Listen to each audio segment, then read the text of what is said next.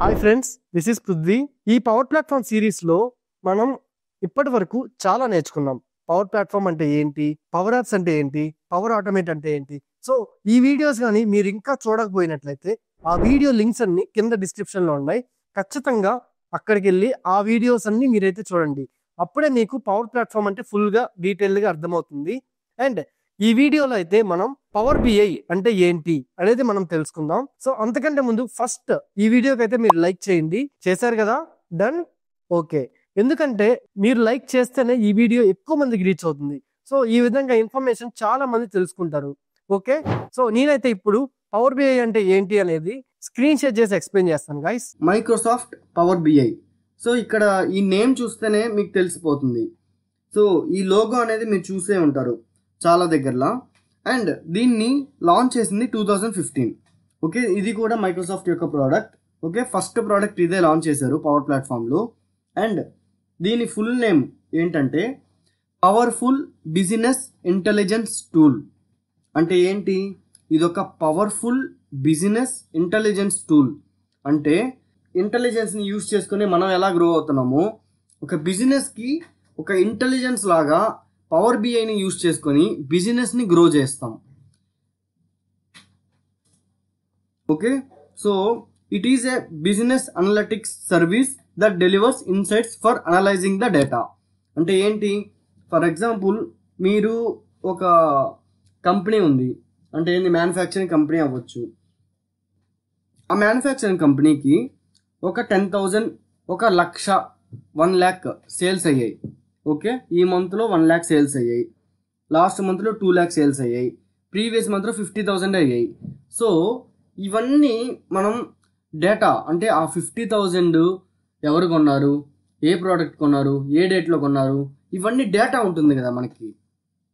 ఈ డేటా మొత్తాన్ని మనం ఏదో ఒక డేటా సోర్స్లో స్టోర్ చేసుకుంటాం కదా. ఆ డేటాని ఎలా అనలైజ్ చేస్తాం, that is not very easy. ఇప్పుడు అంత పెద్ద లార్జ్ డేటాని మనం అనలైజ్ చేయడం కష్టం.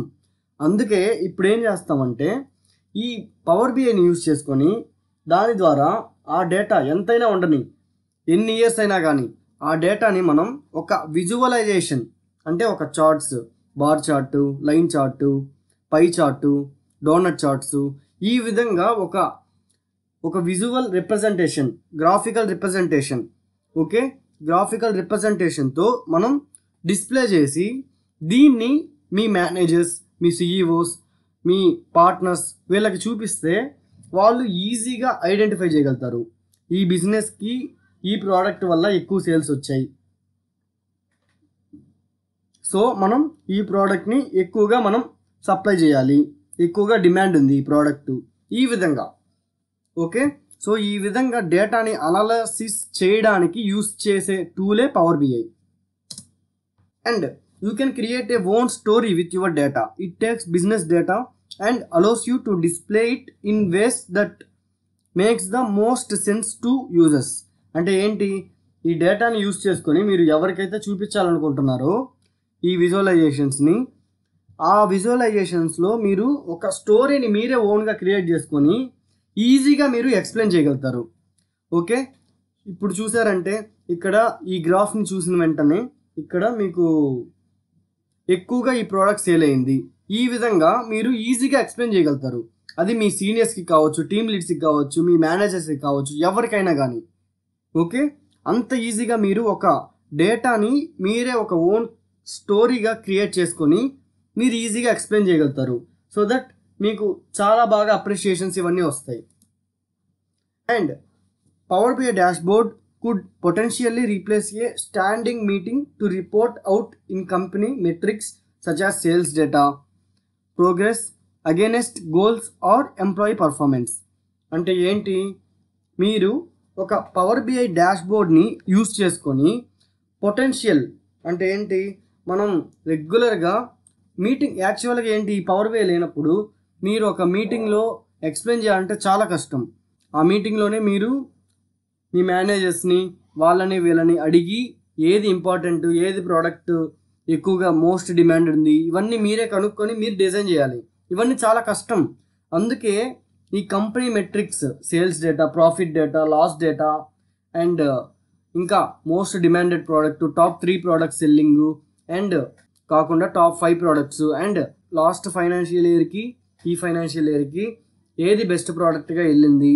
ఈ విధంగా ద బెస్ట్ ఎంప్లాయ్ పర్ఫార్మెన్స్ని మీరు ట్రాక్ చేయొచ్చు. ఏ ఎంప్లాయ్ బాగా వర్క్ చేస్తున్నాడు, అండ్ ఎవరికి ఎంత శాలరీస్ ఇస్తున్నారు, అండ్ ఎవరికి ఎక్కువ వస్తుంది, మనకి ఏ ఎంప్లాయ్ వల్ల ఎక్కువ ప్రొడక్టివిటీ ఉంది. ఈ విధంగా ప్రతి ఒక్క మెట్రిక్స్ అంటే మనం ఒక కంపెనీ ఒక గ్రోత్ కోసం కావాల్సిన ప్రాపర్టీస్, అంటే ఆ ప్రాపర్టీస్ అన్నీ అంటే ఏంటి, ఒక కంపెనీ గ్రో అవ్వాలంటే ఎంప్లాయీస్ పర్ఫార్మెన్స్ బాగుండాలి, సేల్స్ డేటా బాగుండాలి, ప్రాఫిట్స్ బాగుండాలి. ఈ విధంగా చాలా ఉంటాయి మనకి కావాల్సిన క్రైటీరియాస్, రిక్వైర్మెంట్స్ అన్నీ మనకి మెట్రిక్స్ అంటారు. ఒక కంపెనీ మెట్రిక్స్ చూస్తే మనకి ఈజీగా అర్థమైపోద్ది ఆ కంపెనీ రాబోయే ఫ్యూచర్లో గ్రో అవుతుందా లేదా లాసింగ్లో పడుతుందా, because of using their products and the employees and their capabilities, their performance, these things. Okay, ఈ విధంగా ప్రతి ఒక్కటి మనం using reports, pages, dashboards, ఇలాగా చాలా రిలేషన్షిప్స్, ఇట్లా రకరకాలు యూజ్ చేసుకొని పవర్ బిఐలో మనం డిస్ప్లే చేయొచ్చు.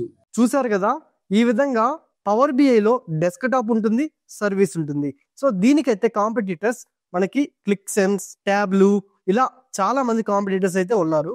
సో కానీ పవర్ బిఐ అనేది చాలా సింపుల్ గా, చాలా రిసోర్సెస్ ని, చాలా ఫీచర్స్ ని మనకైతే ఫ్రీగా అవైలబుల్ గా ఉంది.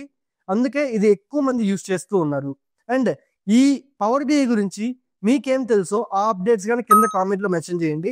అండ్ మీకు ఎలాంటి డౌట్స్ ఉన్నా మీరైతే ఇన్స్టాగ్రామ్ ద్వారా నన్ను అయితే రీచ్ అవ్వచ్చు గైస్. నెక్స్ట్ పార్ట్ వచ్చి మనం పవర్ వర్చువల్ ఏజెంట్స్ అంటే ఏంటి అనేది చూద్దాం. సో మీకు ఆల్రెడీ తెలుసుంటే కింద కామెంట్ లో మెన్షన్ చేయండి. అండ్ మీరైతే నెక్స్ట్ పార్ట్స్ కోసం ఇప్పుడే మన ఛానల్ని సబ్స్క్రైబ్ చేసుకోండి. Thanks everyone.